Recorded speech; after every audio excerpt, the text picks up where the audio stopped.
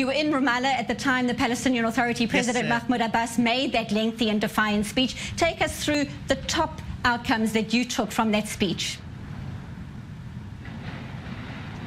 Yes, Benita, a lot was talked about yesterday in President Abbas's long speech, almost 2 hours speech. He sharply criticized the U.S. administration, mainly President Donald Trump, for his recognition of Jerusalem as the capital of Israel, saying that the U.S. has took itself out of the running as the sole mediator of the Israeli-Palestinian peace process or conflict. He also criticized the U.S. ambassador to Israel, as well as the U.S. UN ambassador to the Nikki Haley, for her unjust stance on the issue of the Palestinian-Israeli peace process. He also talked about the pressure that the Palestinian Authority is under, not only by internally, but also by some Arab states, mainly Saudi Arabia. Even though he did not name Saudi Arabia last night, many of his close advisors has come out after and even before the meeting yesterday and said that there has been extreme pressure imposed on the Palestinian Authority and President Mahmoud Abbas to accept the U.S. vision of how to revive the peace process and to reach a final resolution, saying that the Palestinians were not offered East Jerusalem as their future capital. He also said that the Central Council should entertain a number of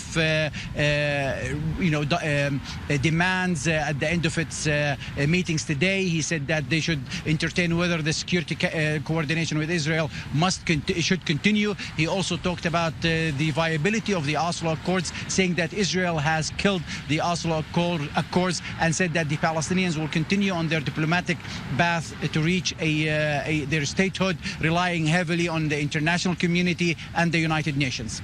Now, as you say, Mahmoud Abbas didn't go into details, but he did make mention of an Arab country that was somehow involved in helping to pass on the U.S. vision, so to speak. Let's take a listen. The truth is, Fatah adopted the slogan, "We will not interfere in the internal affairs of Arab countries, and we do not accept anyone to interfere in our affairs." It's national cause, yes. The cause is bigger than us, yes. But we and only we are the first decision makers. If we say yes, it'll be yes. If we say no, it won't be. No one intervenes. Nobody manipulates us from under the table. No one, I want to say a dirty word, but there are women sitting here. Get away from us, brother. Get the hell away from our business. So, Mohammed, what actually did he mean? Well, he meant basically it's Saudi Arabia. That's where the pressure is coming from. Saudi Arabia has forged an alliance with the U.S. administration, and he said that the Saudis, among other Arab nations, even though he did not mention them, but it's Saudi Arabia, Egypt, and the United Arab Emirates, that they are imposing pressure on the Palestinian Authority to take on whatever the U.S. administration offers them.